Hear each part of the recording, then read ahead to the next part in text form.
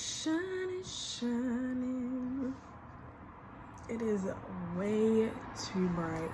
Hi everyone, I'm back. Oh, the sun. I'm back with a different kind of video today. So it's actually quite early in the morning for me. I've never woken up this early and decided, yeah, let me do a video, but today I have. Basically, I just wanted to talk about the things that I've learned during quarantine in terms of the things that I've learned about myself personally and the environment around me and just what I've seen going on. Really, the sun is really like doing the absolute most today. As you can see, the weather is amazing, but the clouds are really heavy. So when I edit this video, not even just editing, you can see just when I'm talking, the sun is in and out, so it's gonna be so annoying. Let me close the window actually. Right, so I've come up with 4 points that I wanted to talk about. I'll come up with 7 points that I wanted to talk about. I couldn't really think of any more. I wanted to do 10, but I think 7 is okay. So the first point is just to take life easy, really. Like, I'm a very easygoing person as it is, but I found that with this whole quarantine thing, it's made me take it easy, but on a different level. I feel like when you go to work and everything like that, there's just so much stress, and when you get home, that's your time to take it easy. When you actually have all this time, you see that in fact, whilst I was working, I was not taking it easy. But yeah, I mean, with the situation of working, you will always find a way of trying to take it easy. But I feel like it's allowed me to make deeper connections with people, because everybody has time. Like, what is your excuse, you know? What is your excuse? I feel like when we're working, everything is, oh, I don't have time. Can I call you back in 20 minutes?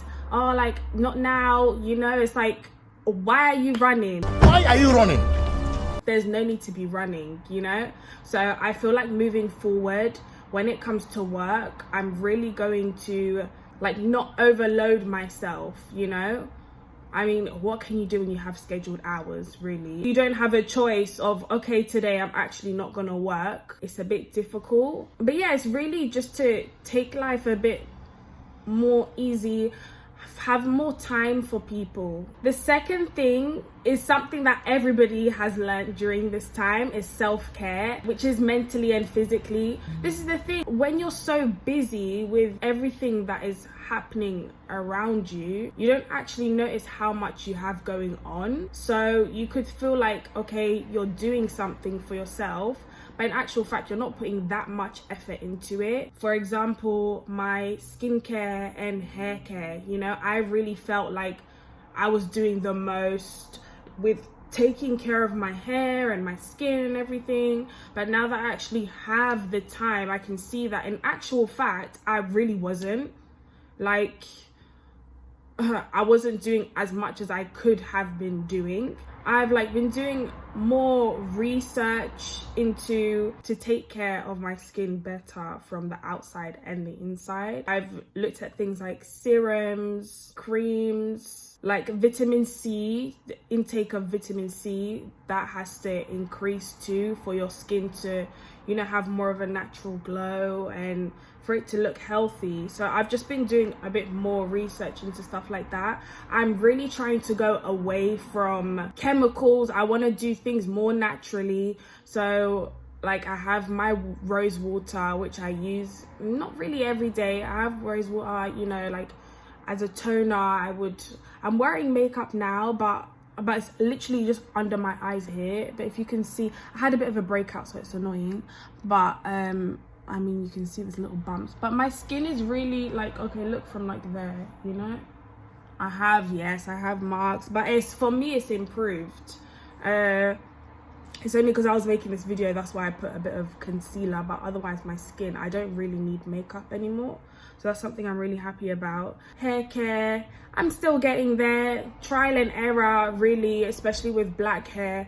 I feel like in recent years, with everybody going more onto the natural hair and trying to understand hair, it will take a bit longer for me to understand. There was times when I wasn't working and I put a lot more effort into my hair. I was doing like at home masks and stuff, you know, with like banana and egg and even like the mayonnaise. I'm not gonna lie, that mayonnaise thing actually works. Like, it made my hair so soft.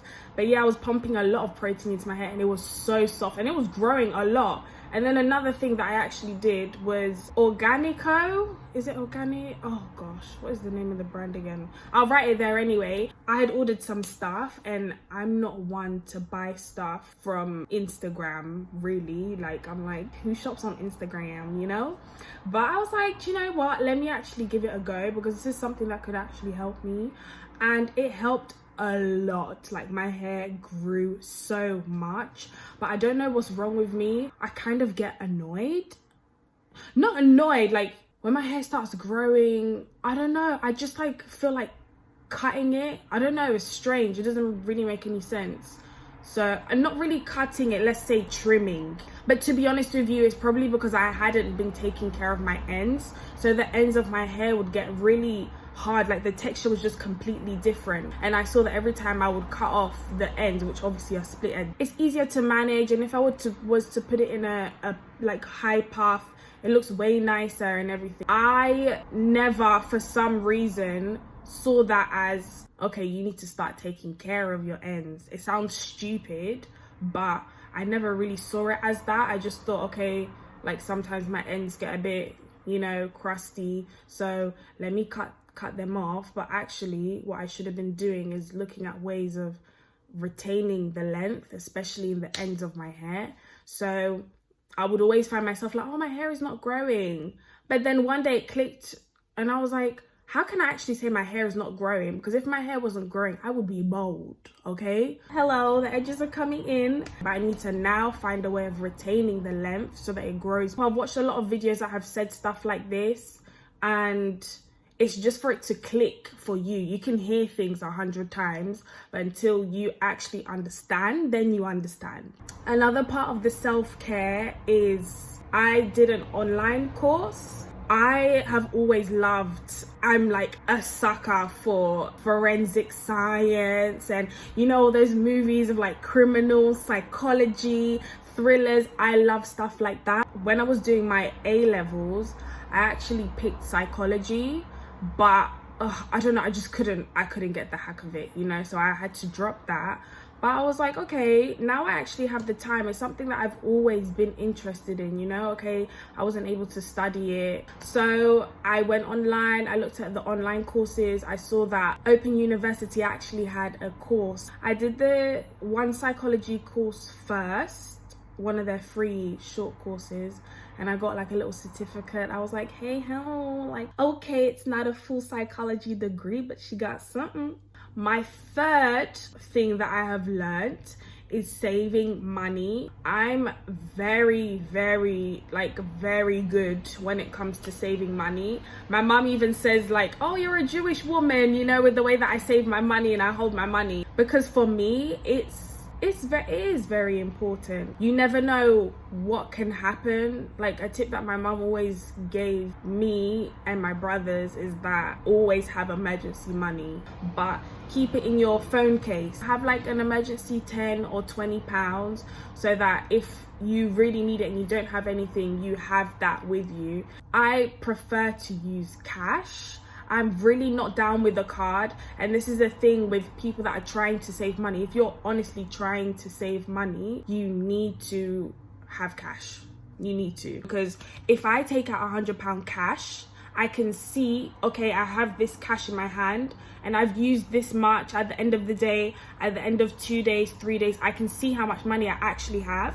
But if you give yourself a limit of, oh, okay, I'm just going to spend £100 on my card, it doesn't happen, because you're here, especially with contactless, that encourages you to just throw money and just spend it anyhow. You know, you completely forget when you use your card. It's like, oh, that's £4, yeah, okay, but that £4, it adds up. How many times have you even been in Primark and you're here, you're picking up things for like £1, £2, you go to the till, £40. What? £40 from where? So then this is the difference of, okay, if you have your card and the total comes out to £40, you're just gonna pay it. You're gonna be like, oh my gosh, I've gone over budget, but you're still gonna pay. But if you only go out with cash and you don't take your card, if it comes out to £40 and you've got 30, of course you're gonna put things back. And to be honest with you, you're gonna put more back, because then it's like, okay, am I gonna leave myself with £10? No, you don't want to leave yourself with £10. This is how I go about saving money in normal life. But everybody, of course, has unnecessary expenses. And I've seen that during quarantine that I have actually, yes, I'm very good with my money. I'm very good at saving. I don't like to waste it. But I do have unnecessary expenses, which is stuff, especially online. Online is a killer. A lot of my friends were saying stuff like, oh yeah, you know, I did some online shopping. I'm like, girl, where is you going? Like, you're doing online shopping to stay at home. Oh no, but like, you know, when outside is open, I need to look good, girl. When outside is open, the clothes are still gonna be there. You have plenty of clothes in your house too. You know, to be buying things just to sit in the house. Oh, I need loungewear. You can sit in your house in your underwear. You can sit in your shorts, you know. You can tie a little wrapper, you know, and just sit in your house. You don't actually need loungewear. So you save that money, put it back in your pockets. Save the money, honey.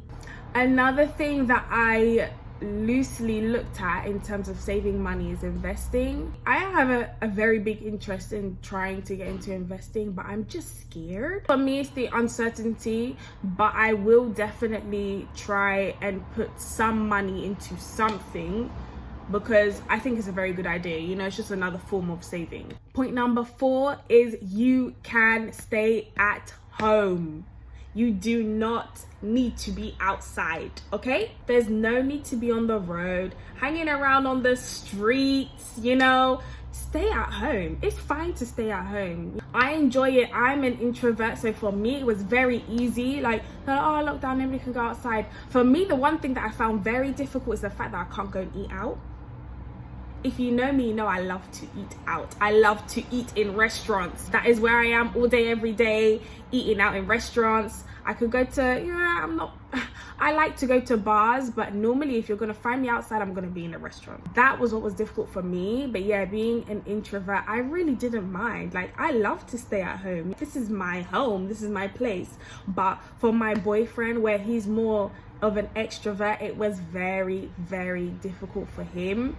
He's used to being out, being like around his friends and stuff, you know, being around a lot of people. But eventually he saw that, yes, actually, I can just stay at home. Obviously, when you're being forced to stay at home, nobody wants to stay at home.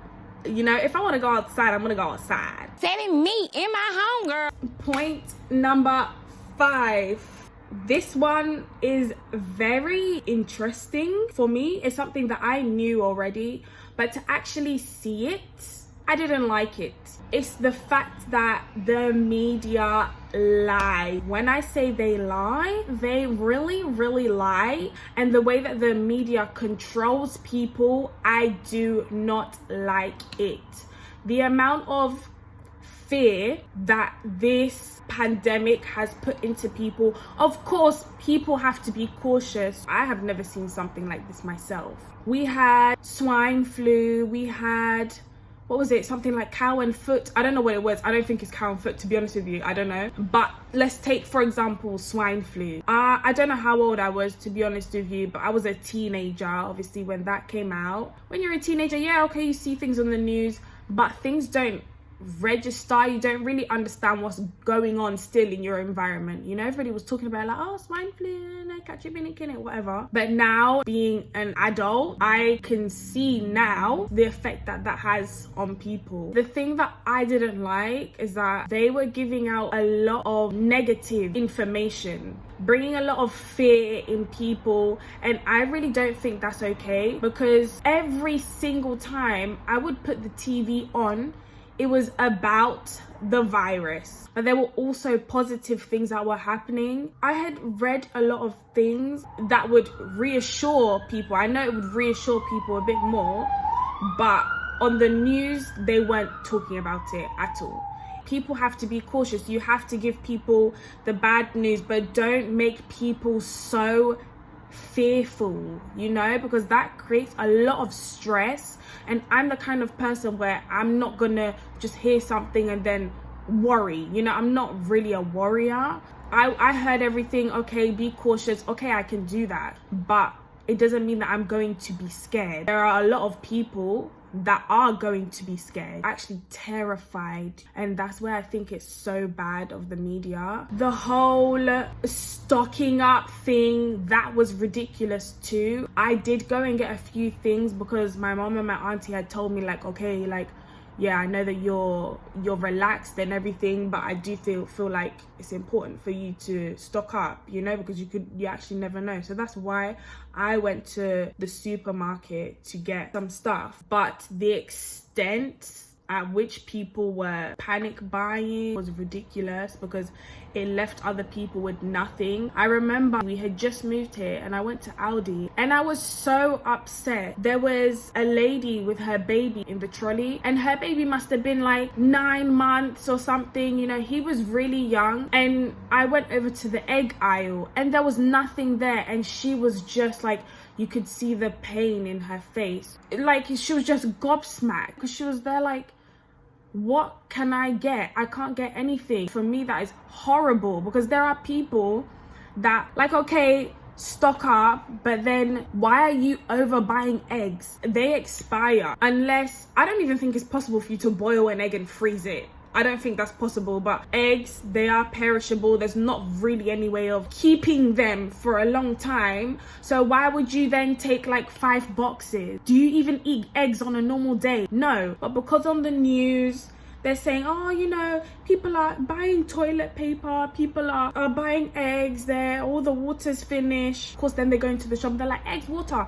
But you're not thinking of other people. Yeah, she was on the phone. I don't know who she was on the phone to. She was like, oh, I literally can't buy anything, you know. She was like, how she's lucky that she just found like 1 powdered milk or something like that. I don't like it. Like, you can give news and make people aware of something without scaring people. And that was my thing. They really wanted to scare people. And another thing that I really didn't like, that I actually experienced firsthand, when it comes to the protests, they made it look like it was absolute chaos. And for me, I was so angry. Like, that was the first protest that I have been to, and to see the way that the media portrayed it was disgusting. Yes, okay, at the end of the protest there was drama, but this protest was a good 8 hours. I don't even know how long it was, to be honest with you. Not 8 hours.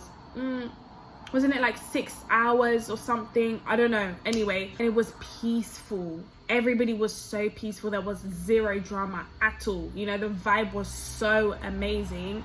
The fact that the media decided that they are just going to take maybe the last hour, the last 2 hours of destruction to define what the protests were, I think that was disgusting. I was so annoyed by that, because that's not what it was. One thing I noticed is the fact that they were telling people not to go to the protest on the weekend because of like the pandemic. Like, the levels are going to increase, and the levels did not spike in London.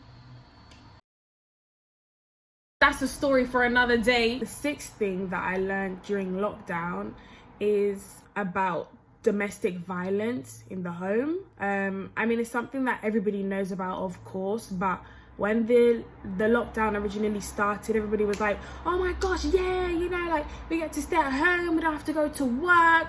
Everybody was very excited. You don't actually think that there are actually people that need to go to work, they need to go to school, they need to be out of the house. While some of us were jubilating and getting so excited that, yeah, oh my gosh, we don't have to go anywhere, there were actually people that were like, oh my gosh, like the worst fear of their life. I wasn't thinking that actually there are people that are home and that are being abused by their husbands, by their partners, you know, children that the parents are abusing them, they're beating them. So that is something that I feel the lockdown shed more light onto me about. It's really sad. I think there was some children, or there was a child or something that had committed suicide. A wife had killed her husband, but I know that they said that the levels had increased, and that's something that I believe for sure. You just never know what happens in somebody's house. While some of us are enjoying all of this, there are a lot of people that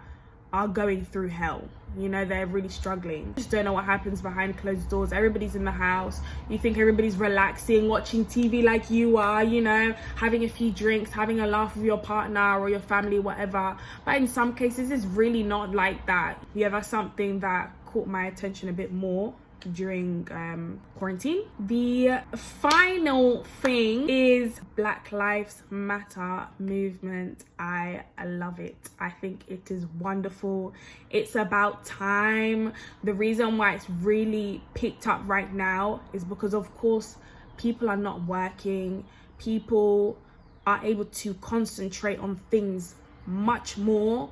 People actually have the time to protest. Though it was during the pandemic, people have been able to fight, you know? We've been able to shed light. This is something that we as Black people have been experiencing for a very long time, and people listen, but they weren't really listening. It's like I said before, you can say something to somebody, or they can see something or hear something, but are they really listening? Are you really deep in it? You're not. So for me, I really thank God that this happened at this time where people actually have the time to do something about it. It stressed me out a lot. Like, of course, we know there has been a lot of injustice towards Black people. But like I said, when you're working and you're going about your day, you don't think about it that much. But being stuck in the house, and especially on social media, you know, I was seeing a lot of posts and stuff like that. It's where you really understand how deep it actually is. And for me, it was very overwhelming. And I actually took a break from like Instagram. I deactivated my Instagram for like a week and a half, 2 weeks, because it was draining me. Like, I would wake up in the morning and like the sun is shining, you know, and I'm feeling good and stuff. I wake up, I'm feeling good, and I open my phone, I'll open Instagram, and I will see like videos and this and that, and it just like, it would just deflate me. It was paining me so much. And I said to myself, like, I really need to remove myself. It was just like putting this very dark cloud over me. I don't know, it was just very heavy. And I was just like, no, I have to actually take care of myself. Like, of course I want to know what is happening and like be up to date with the injustice and stuff. But it took a toll on me. So I was like, okay, I actually need to put myself in a better space first, and then I can come back and do what I need to do to raise awareness, to be able to receive the information again. Because then, there was a lot of anger building up. Like, I was getting really angry, and I didn't know who to be angry at. Like, who are you angry at? What are you angry at? It was just, there was a lot that I was taking in, and I wasn't really able to process it. So that's why I had to just take a break. Even when I went to the march, I didn't open social media still, because I was like, okay, yeah, I'm going to the march, but I'm still not ready to be back on social media. I love what is going on, like the empowerment, we have now Black Pound Day, there is Juneteenth. We as Black people now are actually finally coming together to support each other, and I love that. There's so much promotion of Black businesses. I'm finding so many pages and stuff, and I'm like, oh my gosh, like, I love this. Do you know, the vibe right now is very good. We need to keep pushing, of course. We need to really keep supporting each other. I think it's very important for us to build our community. We can't always be looking at other people to come and help us to build our community. We have money. Black people have money. We need to help other Black people. We need to help our community. So yeah, let's take South Asians for instance. Their community is so tight. Like, South Asians that are in the UK, they come together, they have their businesses, you know, whether it's that they are in property management, they are selling cars, they are shop owners. Whatever they are doing, they do it together as a community. They will say, okay, I want to open this business. I'm going to ask my cousin, my friend, we're going to get a few people together to put the money together so we can do this. And this is something that Black people don't do. It's like, okay, I want to start a business, but I'm going to do it by myself. And that's not the mentality to have. If you have people around you, even your family, if you have members of your family that are working, if you say to everybody, okay, let's try and do this thing together. Everybody bring, £1,000 and let's start. This is something that we as Black people, we don't do. When you go into their shops or their businesses, they will hire their family, their friends. They do their business together. Let's say maybe somebody owns a letting agency and he has to have lawyers and an accountant and this and that. They will still be people of his community, but in the Black community, we don't tend to give our people the opportunity. But I'm really hoping that this is something that's going to change, and I feel like it will, because we're now understanding and we're seeing that if we are investing more in our community, we can do better. The final will be a deadly day. I feel good. I feel happy. I feel fulfilled. I feel happy, I feel grateful, and I feel fulfilled because I have a Black man blood in me. Yeah, I hope that we can keep moving forward in a positive way. There is no need for evil. There's no need for violence. There's no need for hatred. Just positivity, goodness in life. Yes, I hope you guys enjoyed. Peace out.